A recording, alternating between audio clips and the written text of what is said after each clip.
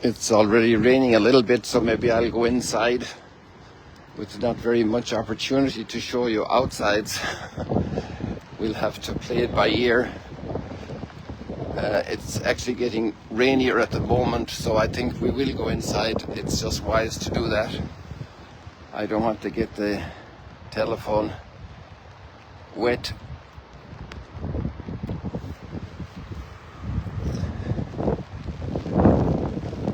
We're very grateful for this rain. We need it very much.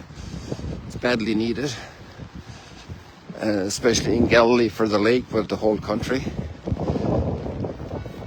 So it's overdue. We are thankful. You can hear the bells for 6:45.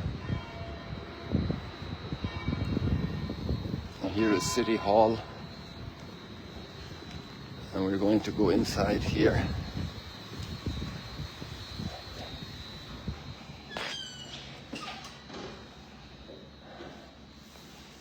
Now I'm wondering where to go. I cannot go down from here without using the elevators for one floor because these doors are locked. So I'm wondering what to do. If I stay here, it's not great. If I go down in the elevator, I'm not sure if the line will, maybe there'll still be transmission. Let's try it. Hopefully we will be able to get down, and then we have a little more variety downstairs.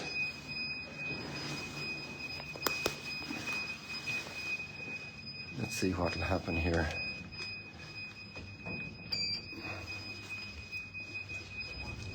This is the person who's doing the live stream. You probably have seen him before.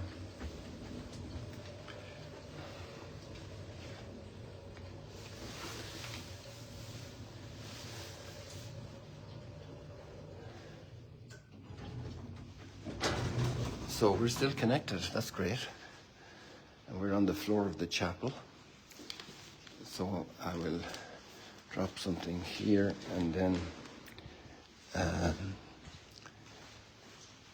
bring you in here.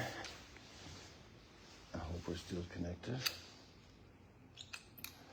This is a famous little piece of rock which was carved. You can see it was chiseled, not very smooth. Its purpose wasn't for beauty. It was actually, we're using it now for a baptismal basin fountain, and we have John the Baptist here,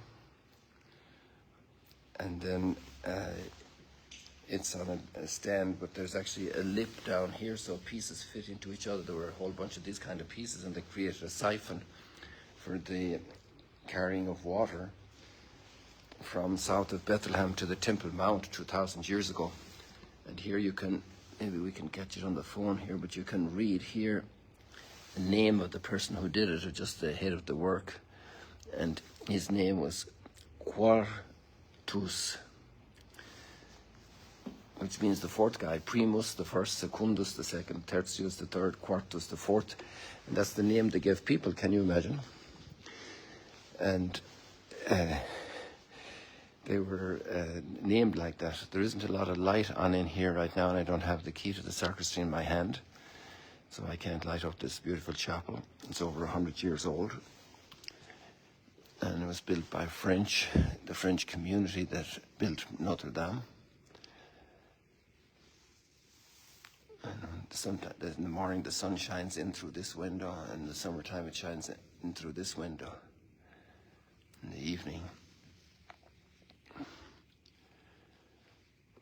So I'll take you downstairs to the lobby, because there's some novelty down there that will be nice to share with you.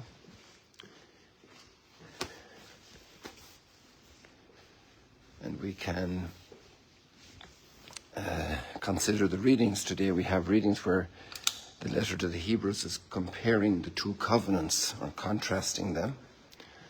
This is a little memorial to all the people who helped to put Notre Dame on its feet again after all the disasters that happened in conflicts and wars.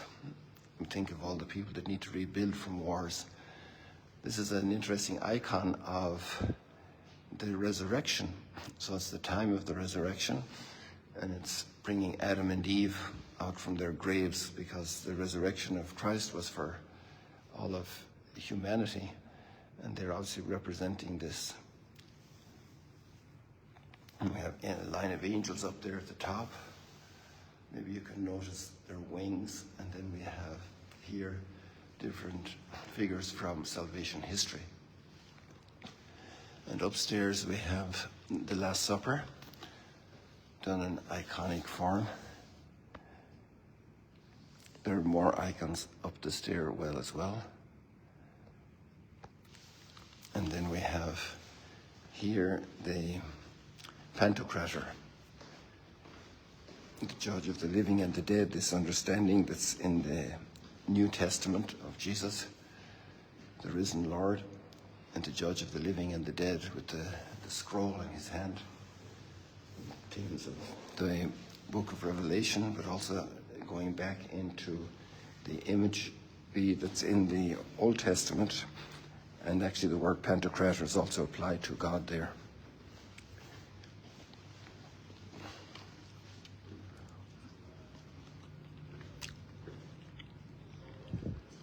So here the lobby has been redone, and there's some very beautiful instructional, good morning, representations of Jerusalem here.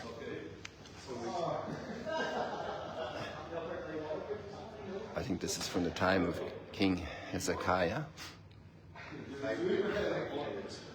And then we have Jerusalem in the present day format of the old city. Over here.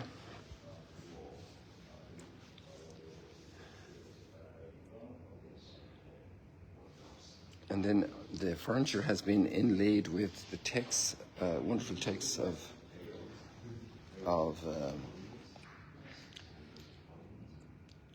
this is from one of the documents about the unity of Christians. The restoring of the unity among Christians of Vatican II. And then we have one over here from Nostra Aetate, which is about the relationship of the church to all the different non-Christian religions. No, actually, this is a different text. I made a mistake again. Nobis in animo. It's a text from Pope Paul VI about Jerusalem. And then we have over here a picture of Pope Francis, because this belongs to the Vatican, this building, and we are here running it. And this is from Nostra Aetate. This is from about the different the relationship with the different religions.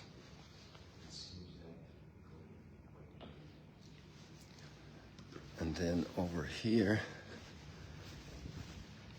no, there is a text here as well. And this is also the same text, Nostra Aetate.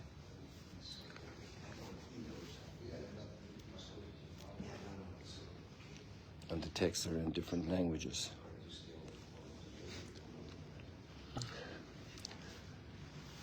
We already have the receptionist is here. Some of the guests are up. And there's another picture of Jerusalem over here, another image, bas relief.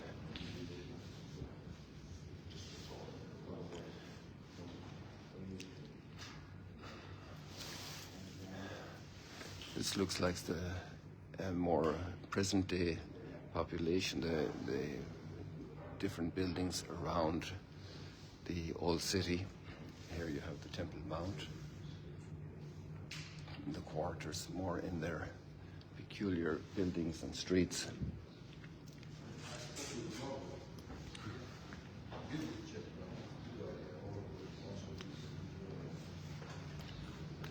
Good morning. Yvonne. Oh, this is not the right key. It's another one I have to give you.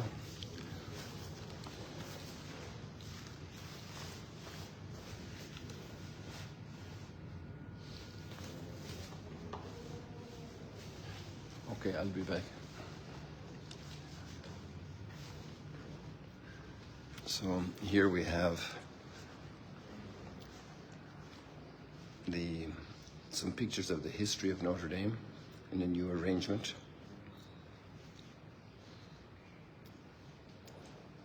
So we get to 2014. Here we have 1885. This is the first card that came to Jerusalem. And the building of Notre Dame, the quarry of the stone, and the way the chapel was originally.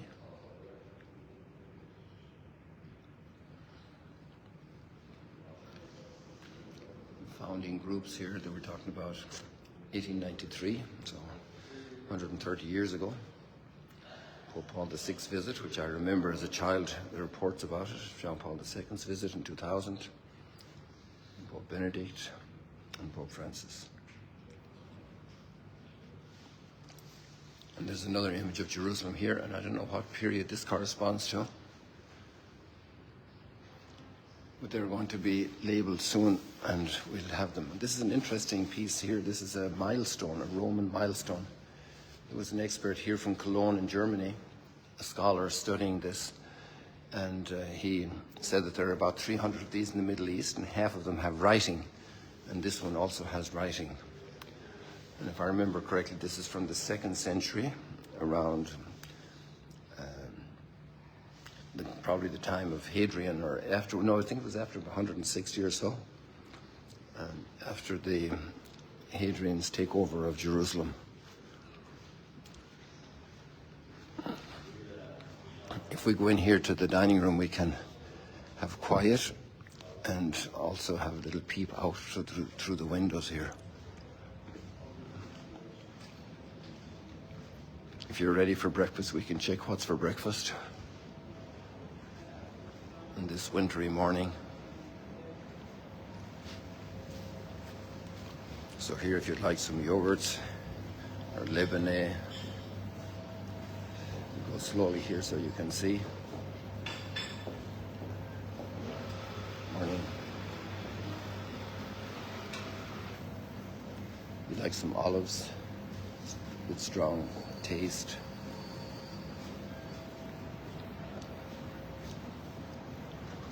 Have some porridge, some oatmeal, some scrambled eggs.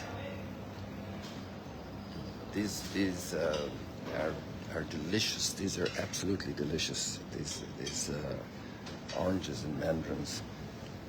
And over here, there's bread and a toaster. And cereal, and they have to bring out the honey here. Oh, the honey is here. So you have the honey and the milk. So the land of milk and honey. And some walnuts and dates and apricots and raisins. So if you'd like coffee, we can get you a coffee. So the two readings today are in a way connected. And there's always connections.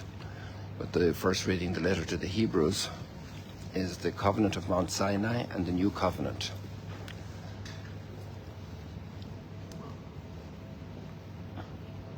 And then we have Jesus sending out the 12 apostles.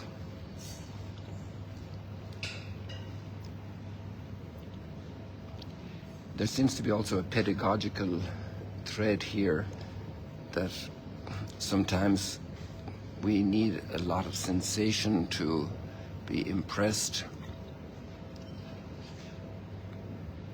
External sensation, fear, thunder, lightning, blazing fire, trumpet blast. And then the new covenant coming in really through faith. But there's faith in both cases, because they also had faith, even though there was a lot of external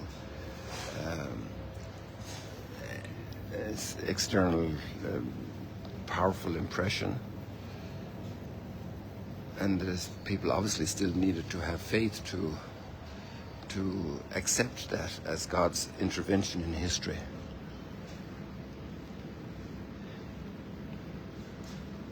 in the new covenant, it's coming through crucifixion and resurrection. But there's really nothing to prove to you that God is being strong. It's in weakness. And there it takes faith, because there's no other support. It's a small range of people who had the experience of, even though there were significant ones, of the risen Lord. And even there, they needed faith.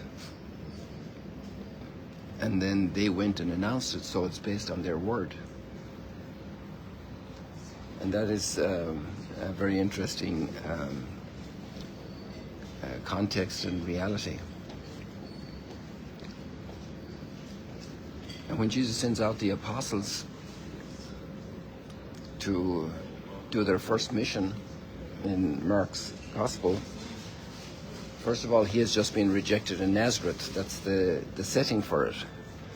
And then afterwards, while they're on the road, John the Baptist is going to be, in the same chapter, is going to be martyred. So this is telling us a lot about the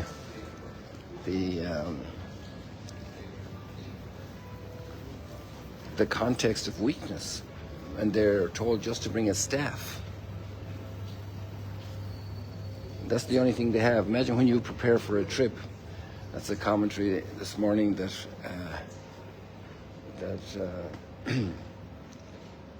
I heard. How many things we prepare for a trip when we go anywhere. Packing stuff, all the things we might need. And they are told you just have a staff. You don't bring anything.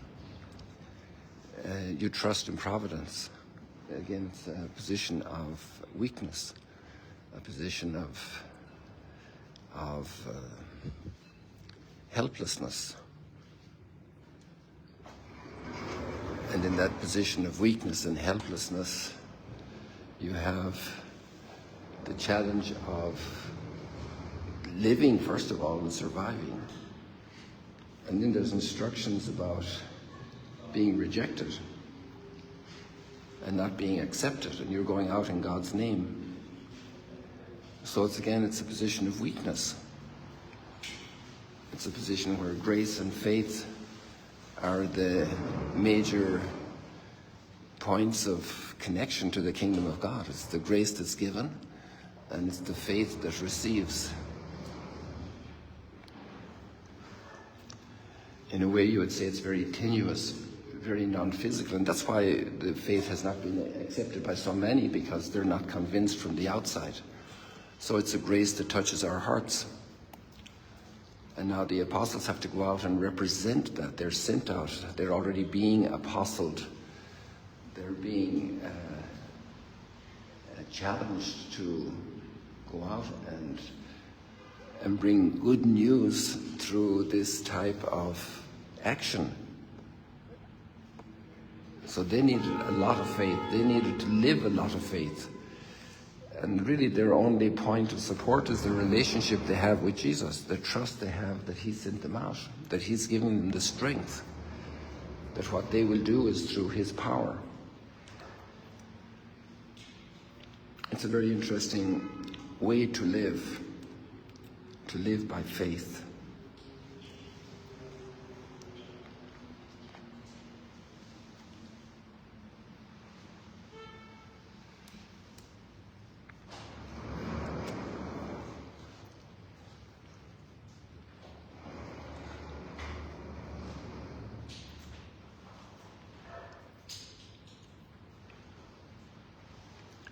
The psalm is, O God, we ponder your mercy within your temple.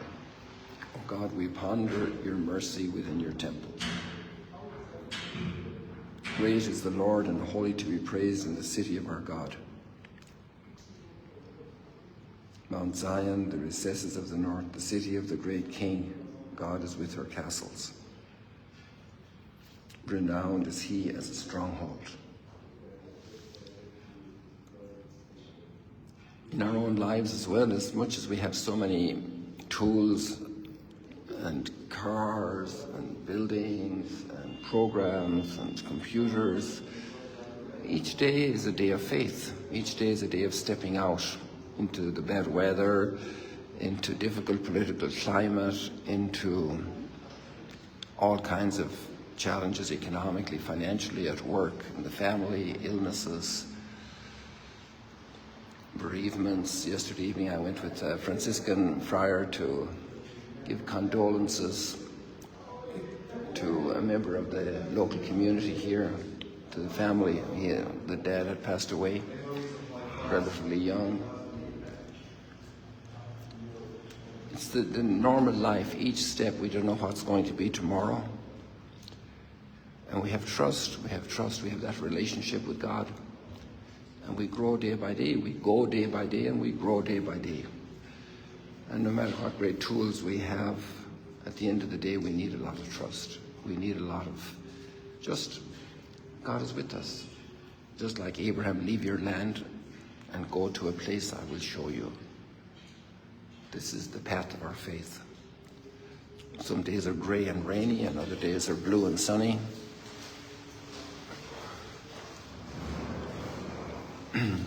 God bless you today in your path of faith as you continue to walk.